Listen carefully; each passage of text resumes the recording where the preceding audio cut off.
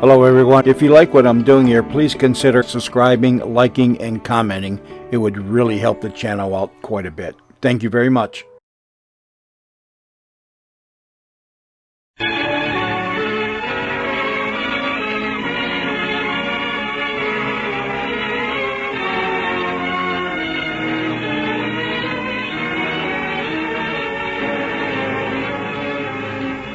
Welcome, everybody.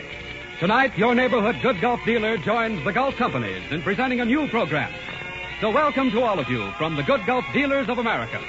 Welcome to the Motion Picture Star's own radio program, the Gulf Screen Guild Show. With Jack Benny, Joan Crawford, Reginald Gardner, Judy Garland, Oscar Bradley, and Hollywood's favorite master of ceremonies, George Murphy.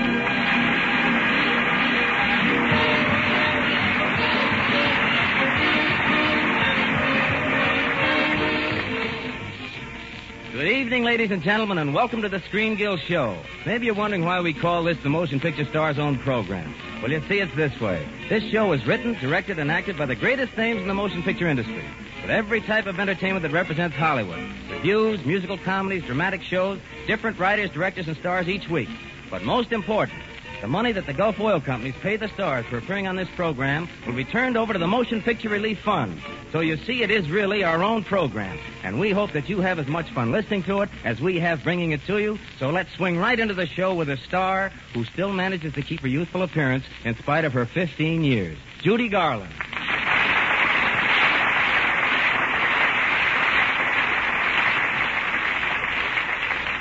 Thanks, Mr. Murphy. Isn't it swell? Isn't it great? Oh, you said it, Judy. And you're the first star to appear on the Screen Guild Show. Gee, Mr. Murphy, aren't you excited? How many people do you think are listening to us? Well, Judy, I should should hear us all over the country? Well, I do you suppose... think they're listening and enjoying Wait it? a minute, wait. If you'll stand still for just a minute, I'll tell you. You must have been vaccinated with a pogo stick. Mr. Murphy, where's the Master of Ceremonies? Well, Judy, I'm the Master of Ceremonies. Oh, I thought the Master of Ceremonies was supposed to be funny. Well, it so happens that I'm the Master of Ceremonies, and I can be just as funny as the next one. Oh, gee, have they already decided on the next one? Judy, darling, how about your song? Well, shall I sing sweet or swing? Which do you like to sing? Well, you see, it's this way. Shall I sing a melody of birds on the wing? Shall I sing of love and spring? Or shall I sing of swing? Oh, swing! Yes, swing! Shall I dance a polka or a stately courtship walk? Should I do a Susie Q and make it good and hot? Too hot, too hot. Should I do what Mother tells me to and be a slightly dull but model little daughter? Or should I merge with this terrific urge to get right up and do my stuff, not to gay but gay enough? Hey, hey, ho, ho. He just says that I should sing of love and spring, but I will not sing of love and spring, for when I sing, I'm gonna sing, I wanna sing, I'm gonna sing of swing. I wanna hear a horn or two against the beat, I wanna feel the money, wanna round the feet, I wanna kill myself and dance down the street, I wanna stand right up and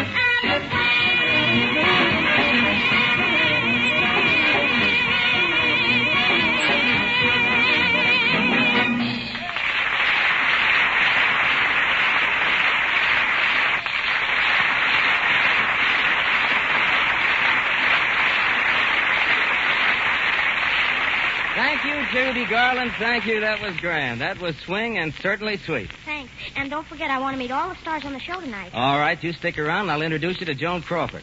Joan Crawford? Gee, I've always wanted to meet her. Really, will you introduce me to her? I certainly will. Oh, gosh. Joan Crawford. And you know what? I'll introduce you to Jack Benny, too. Oh, gee, Joan Crawford.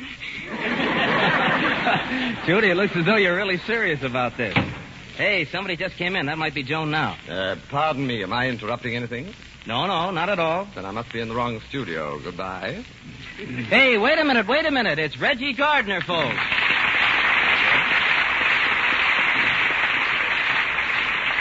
Well, Reggie, it's really a pleasure to see you here, and it's awfully nice of you to be on this first program, in spite of your broken arm. Oh, my arm's much better, thanks. In fact, it's practically healed. Then why don't you take off the sling? I would, but it's holding up my pants. You see, I can't afford a butler. Frightful, isn't it? Say, Mr. Murphy, when are you going to introduce me to Joan Crawford? Judy, look, I'll introduce you to Joan Crawford just as soon as she gets here. Hasn't Joan been on yet? No, and we're waiting for Jack Benny, too. He just finished his own program, and he's... He'll like that. You see, Jack just finished his own program, and right now he's in a police car. Oh, really? I heard his show, but I didn't think it was that bad. You know, I heard a lot of radio programs while lying in the hospital with my broken arm. In fact, that's all I did. I didn't get any sleep at all. You see, being in one room so long brought back my old phobia of believing that the furniture and everything in the room was alive. With the exception of my night nurse, of course, who definitely wasn't. I actually believe that all inanimate objects are alive, and along this line, the most alive thing I've ever seen is a railway engine. Not only is it alive, but it's livid, furious. It loathes humanity. The only human who isn't afraid of it, I can't think why, is the engineer who leans out of his cab and waits for the signal to go. And when he gets the signal, he turns around and catches hold of a handle, pulls it down, and this livid beast is unleashed. Like this.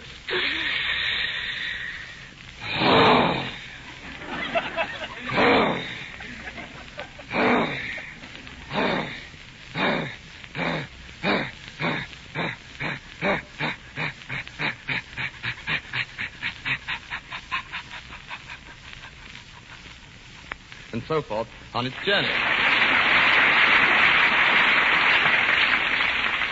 Well, now that we've unleashed this livid thing, we find it still equally furious, and it has a colossal argument for the rails it's running on. Like this. Giddle-a-da, baddle-a-da, giddle-a-dee, biddle-a-da, baddle-a-da, biddle-a-dee, giddle-a-dee, baddle-a-da, baddle-a-da, giddle-a-dee. That goes on the entire journey. And not only does it have a colossal argument for the rails it's running on, but also all the other rails when they dare to cross its own. Like this. Biddle-a-da, gaddle-a-da, diddle-a-dee, giddle-a-dee, and so on. A few years ago, I went to France, and when I arrived at Calais, I got my first glimpse of a French engine. I was very much impressed. It seemed to me to be 4 times as big and 8 times as livid as any engine I'd ever seen before. To begin with, it had 27 of everything. Cow catchers, bells, tea cosies, knives and forks. In fact, everything but Darrell Zanuck hanging all over it. And when I was crossing the rails to get to the platform on the other side where I was to catch my train, I had to walk in front of this frightful monster, so I cowered away from it, and suddenly, to my amazement, it let out an extraordinarily effeminate voice. It seemed to me to be so enormously masculine, and yet as it started on its journey for Paris, all it managed to summon up was...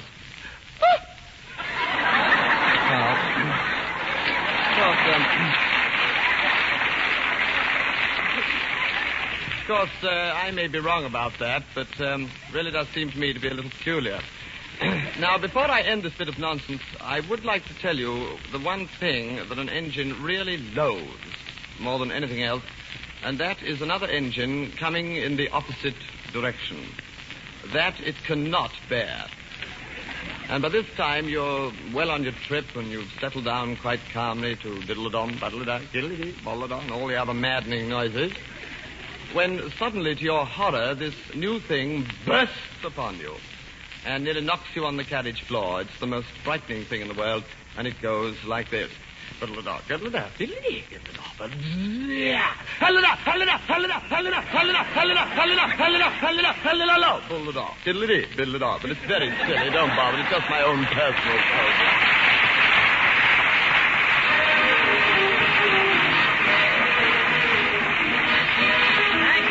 Gardner, that was really swell. Grand and splendid. You know Oscar Bradley, our musical director, because he has conducted the Gulf programs for the past 4 years. But we've known him since the days he conducted such great New York successes as Showboat, Rio Rita, The Desert Song, and many others. Tonight, he goes a little jitterbug with Jeepers Creepers and Say It With a Kiss from the Warner Brothers picture, Going Places. Okay, Oscar, go places.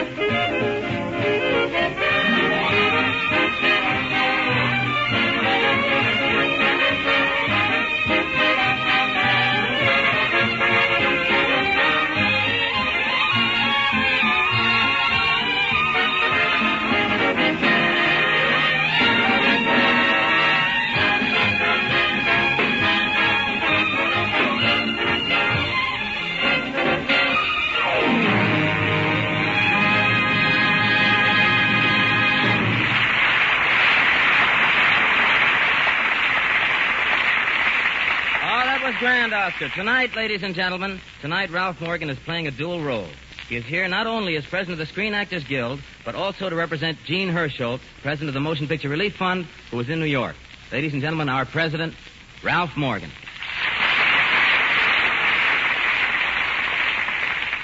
Thank you, George. God bless you, Gene Hersholt. I know you're listening in. Ladies and gentlemen, it's a real pleasure that I present Colonel Drake, president of the Gulf Oil Corporation and the Gulf Refining Company. Colonel Drake has been a vital factor in offering this new series of programs to you for your entertainment. Here he is, Colonel J. Frank Drake, speaking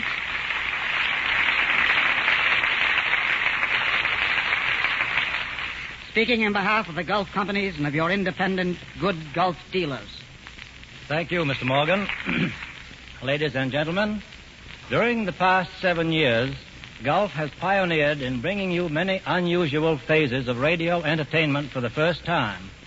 Your good Gulf dealers and the Gulf companies have had the privilege of sponsoring a long series of famous stars, including the best loved of all, a man I am proud to have known as a friend, America's own Will Rogers.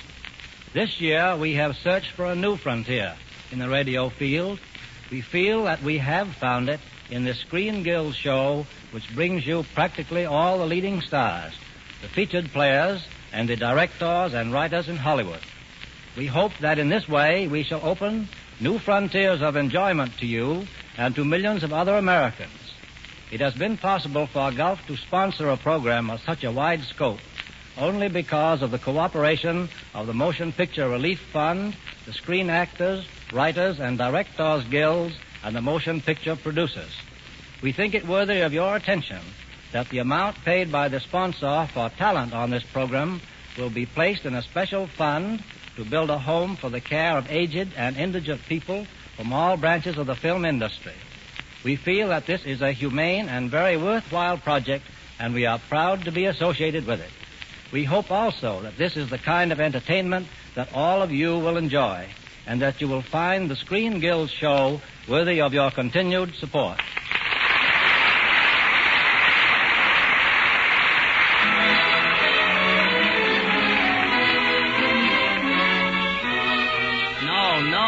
No, Judy, no. I told you no. Why not? Now, look, Judy, Colonel Drake is the president of the Gulf Oil Company. He's been very nice to us, and he's a very busy man. And you cannot ask him to change the oil in your car. Besides, he's not dressed for it. Incidentally, young lady, there's something I want to ask you. There's a very disturbing rumor going around that you're a jitterbug. Why, I am not. I like opera just as well. Well, all I know is what Mickey Roney and some of those old-timers are saying around. Well, I'm operatic and I can prove it. That is, if Oscar Bradley will help me. Oscar, the lady waits. Rudolfo.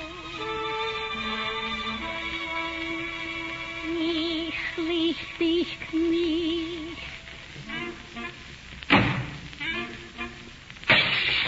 Ah, what was that? Methinks it was the voice of my nurse. She must not find you here, or else she'll kill you. So go, my beloved. Go, my beloved.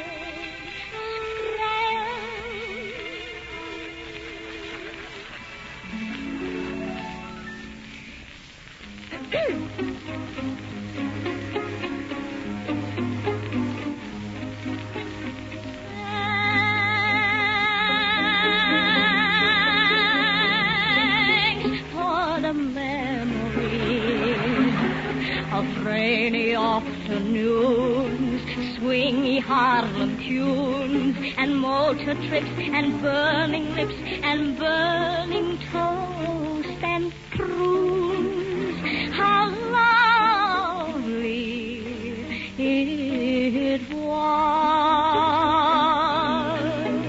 Many's the time that we feasted, and oh my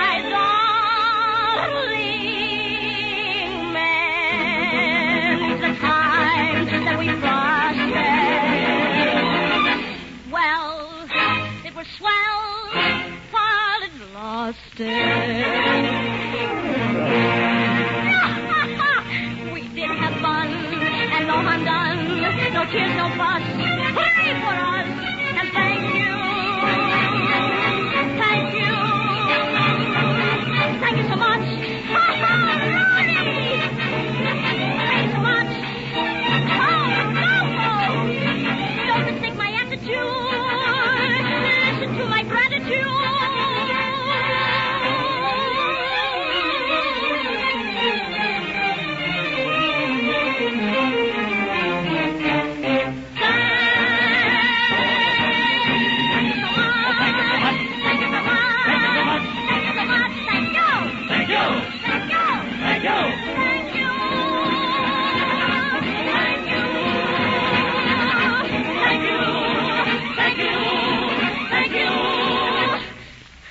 Much obliged.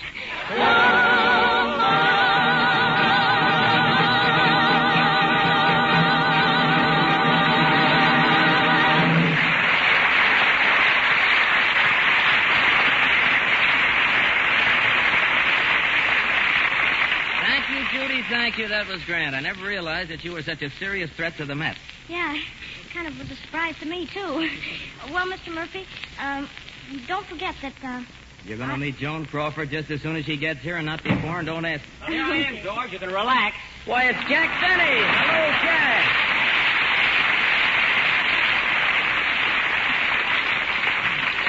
Well, George, I bet you were kind of worried that I wouldn't get here on time, weren't you? Weren't you worried? No, we weren't worried, Jack. Not at all. Well, weren't you worried even a little bit? No, not even a little bit. Darn it, I was hiding for nothing. You know, George, I had an awful time getting here. It's the last time I'll go any place with a police escort, believe me. Why, Jack, I should think you'd feel flattered. It's quite an honor to have them send a police car for you. Police car nothing. They sent 2 cops on motorcycles, and I had to run between them.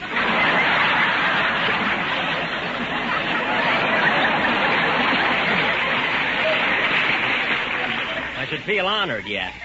Say, George, I'm not the first one here, am I? Who else is on the show tonight? Well, there's Judy Garland. Oh, Judy. And Reginald Gardner. Oh, Reggie. And Joan Crawford. Oh, boy. Miss Crawford.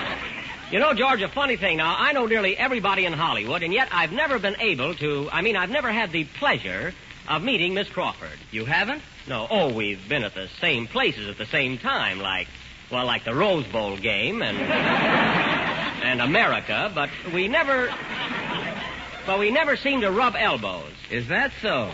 Not that I'd recognize her elbow if I rubbed it, but really, George, I would love to meet her. Well, Jack, your desire is about to be fulfilled. Ladies and gentlemen, Miss Joan Crawford.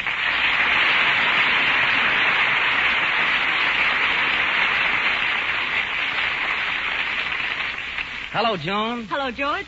Joan, I can't tell you how happy I am that you're here. Before I say another word, I want you to meet Jack Benny. He's one of your greatest fans. Fan? I'm practically a windmill. How do you do, Mr. Benny? So glad to know you, Miss Crawford. And George is right. I've always been a great admirer of yours. Well, thank you, Jack. I called you Jack because I feel I almost know you. You do? Yes, I've heard Fred Allen speak of you so often.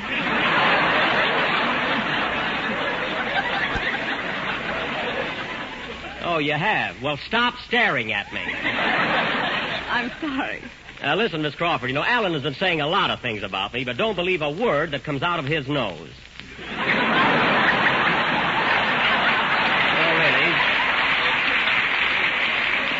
really? He's just an old foof.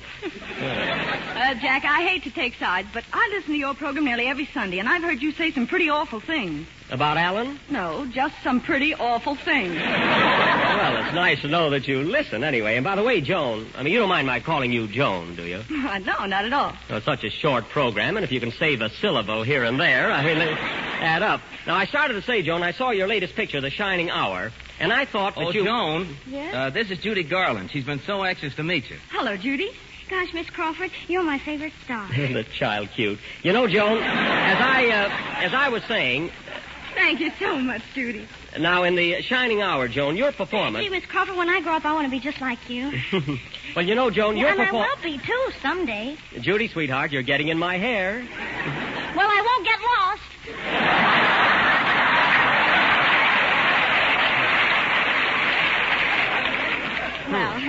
Well, goodbye, Miss Crawford. Goodbye, Judy. I'll see you later. You know, Joan, she's a cute kid. And I've been trying to tell you how I enjoyed your performance so much in The Shining Hour and a Half. It was really delightful. You know, I'm in the cinema, too. Oh, yes, I know, and I've always enjoyed you very much. You have? Mm-hmm. Well, look, if you mean that, Joan, there's a question that I'd like to ask you. It may sound silly, but it means an awful lot to me. I mean, to my career. Well, I hope I can help you, Jack. What is it? Well, look, Joan, if I'm as good in pictures as we think I am, why don't they ever cast me, well, as a lover? After all, there must be some people who think I'm attractive.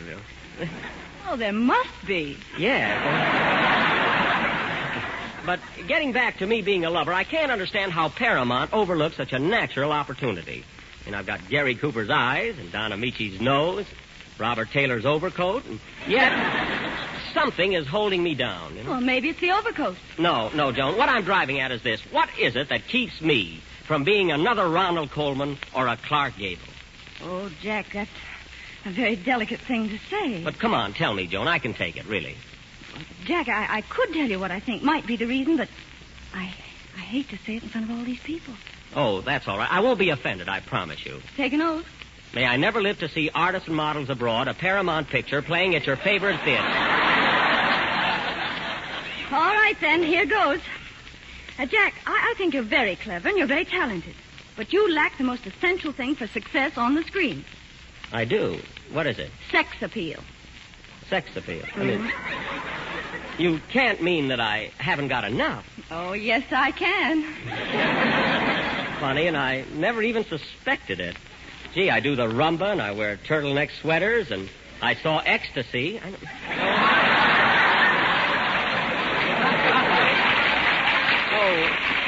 Jack. I don't know. Jack, let me try to explain it to you. Suppose you weren't Jack Benny. Suppose you were Ronald Coleman or Clark Gable. Oh, if you were Gable, do you think I could just stand here coldly, calmly talking to you? Well... No. Why, if you were Gable, well, I couldn't stay away from you. I'd want to get closer to you, like this. I'd even want to caress your cheek, like this. And I'd want to kiss you, like this. You see? I didn't feel a thing. That's funny. I was a wreck.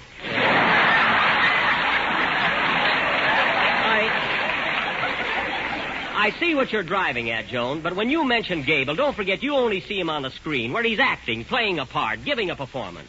Why, it's all a matter of environment, surroundings, circumstances. Music, dim lights. That's what it is. Oh, no, you're wrong about that, Jack. No, I'm not. It's all atmosphere. I can prove it to you, Joan. How? Now, look.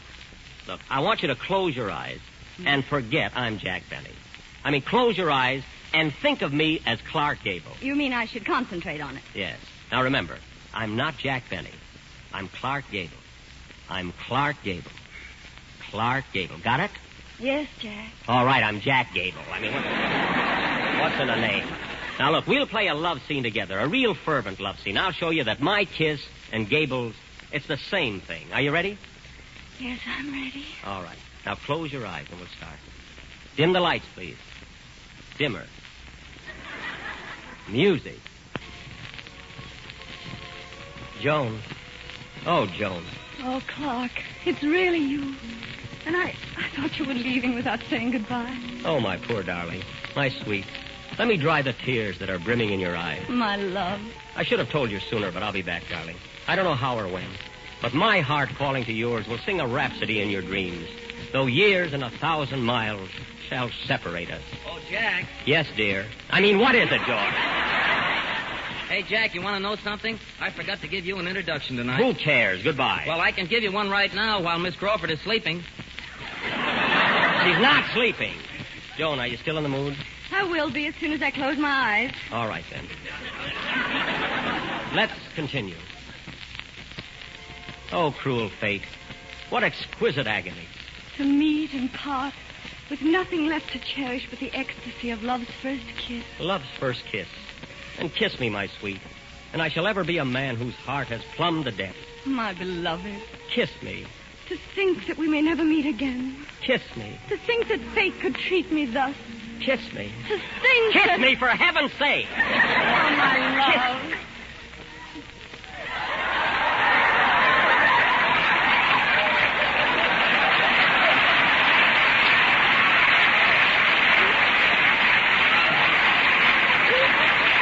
Well, Joan? Well, what do you think of that? Joan! Joan! Help! What's the matter, Jack? Was there an accident? Accident? Accident. Reviver, boys. I'm going out for a smoke. Why, Jack! Sex appeal.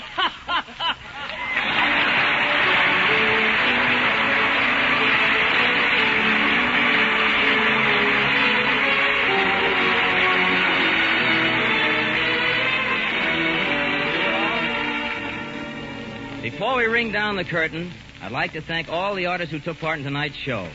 The show was directed by Mitchell Lyson, and the writing supervised by Earl Brecker and Sam Perrin. Thank you for the Gulf Oil Companies and the motion picture industry. This is George Murphy saying good night.